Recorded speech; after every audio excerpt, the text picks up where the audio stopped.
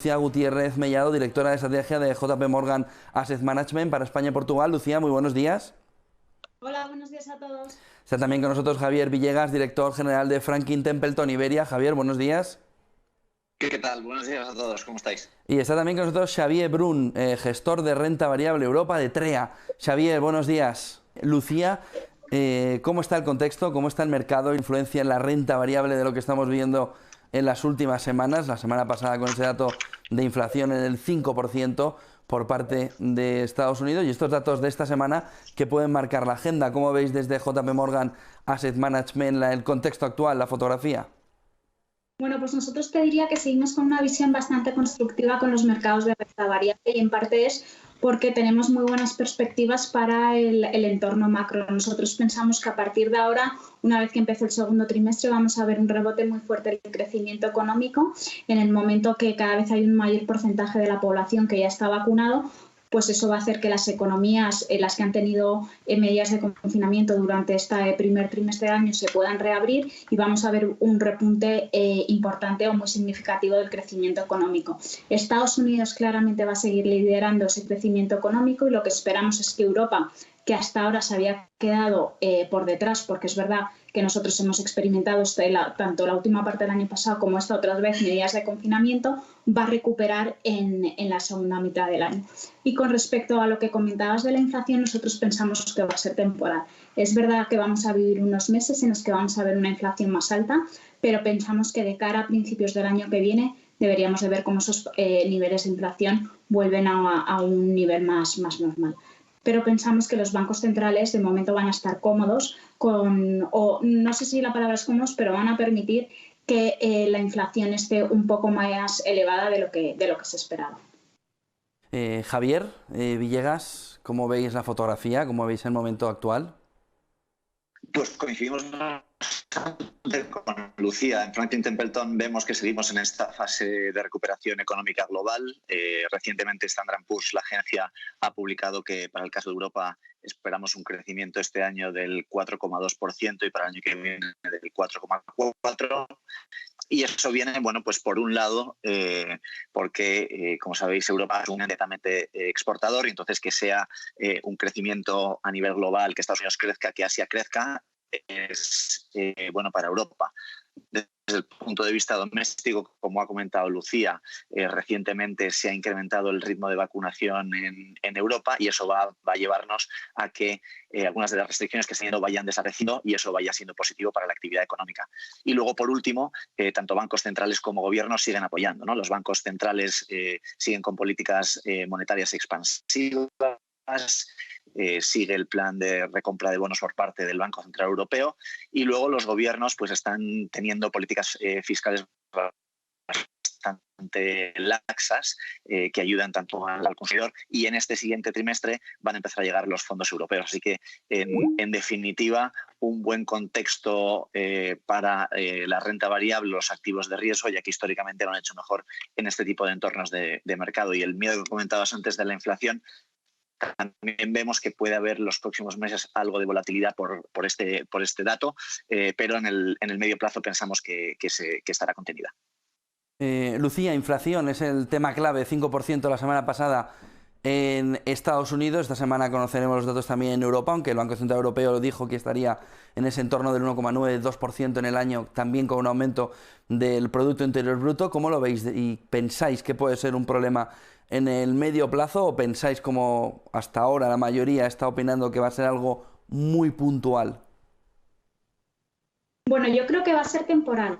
Nosotros pensamos que va a ser temporal. O sea, yo creo que estamos en unos meses en los que vamos a ver niveles de inflación más elevados, sobre todo mucho más elevados de lo que estábamos acostumbrados en el ciclo anterior.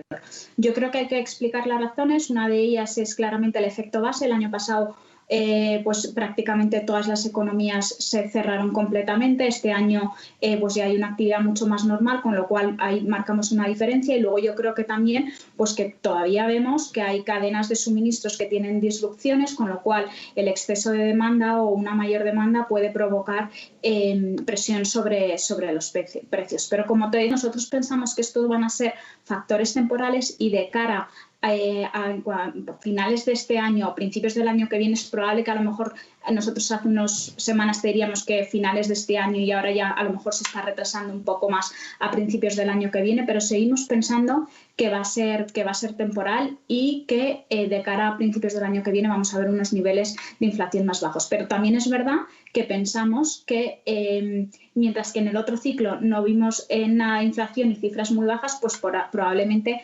aquí en este ciclo sí que veamos unos niveles de inflación un poco más elevados que en el ciclo anterior, pero totalmente razonables. Javier, Lucía, te preguntaba antes, que a mitad, ¿qué ventajas tiene la inversión en renta variable dentro de Europa con esta fotografía, con este panorama que estamos viendo, con esta fotografía a nivel internacional, esa renta variable en Europa, qué puede aportar y cómo puede ser diferenciada en las carteras?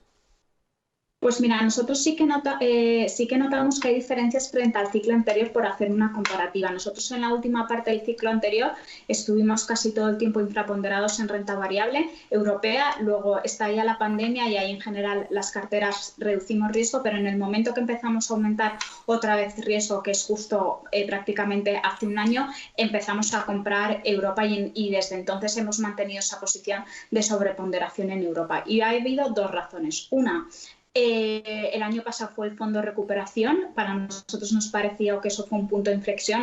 Nunca antes habíamos visto a Europa dispuestos entre todos en la misma dirección.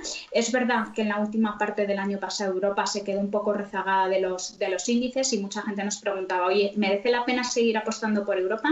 Nosotros mantuvimos esa posición y seguimos pensando que, aunque es verdad que la recuperación ha empezado más tarde o a un ritmo más lento que en el resto de regiones, o si lo comparamos con Estados Unidos, que ellos la realidad es que han tenido un primer trimestre muy bueno, pero lo que pensamos es que a partir de ahora, y de hecho los datos macro ya se están viendo, pues deberíamos de ver una recuperación económica muy, muy fuerte y eso va a ir acompañado de un buen comportamiento de los mercados de renta variable y también se está notando como desde que los datos macro en Europa han empezado a ser mejores, pues claramente los índices de renta variable europeos lo están haciendo bien. Con lo cual yo creo que tiene ahora mismo todo el sentido tener exposición a renta variable europea en las carteras.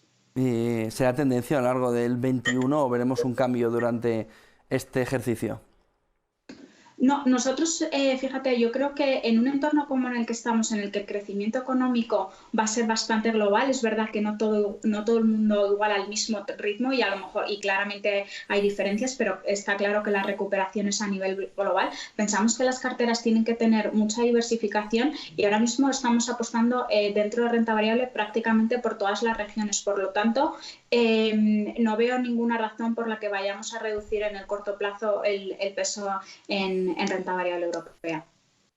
¿Y la importancia del plazo en esta inversión? ¿Cómo deberían los inversores planteárselo? Bueno, ya sabéis que nosotros siempre pensamos que hay que tener un horizonte temporal medio-largo plazo, ¿vale? Por lo tanto, yo creo que ahí nunca nos habréis oído a nosotros hablar de apuestas mucho más cortoplacistas porque siempre pensamos que hay que tener esa visión de largo plazo. Realmente yo creo que Europa en el ciclo anterior, que aunque teníamos posiciones, estábamos infraponderados y al final acabó decepcionando, pero yo creo que ahora sí que se dan buenas razones para que Europa lo haga bien, pero es verdad que hay que darle margen de tiempo. ¿Seguimos mirando al value o empezamos a pensar, Lucía, en el growth? No, yo creo que claramente al value le queda recorrido y nosotros, de hecho, en nuestras carteras, otra de las razones por las que nos hizo comprar Europa es verdad que el índice europeo tiene un sesgo más value que otros índices y por eso lo compramos. Nosotros pensamos que es verdad que value lleva barato mucho tiempo, pero la realidad es que el ser barato no ha sido suficiente para que value tirara hasta noviembre de este año. Lo que pensamos es que ahora además hay otros factores que hacen que value vaya a tirar en los próximos meses. Por ejemplo, pues un escenario de tipos de interés o de tires más altas que lo que hemos visto en los últimos años. Eso claramente beneficia a los sectores value y luego yo creo que también pues que si tú miras la correlación de los sectores que más correlación tienen con el crecimiento económico, pues si tú coges también esos sectores suelen ser los que más peso tienen en el índice value. Por lo tanto,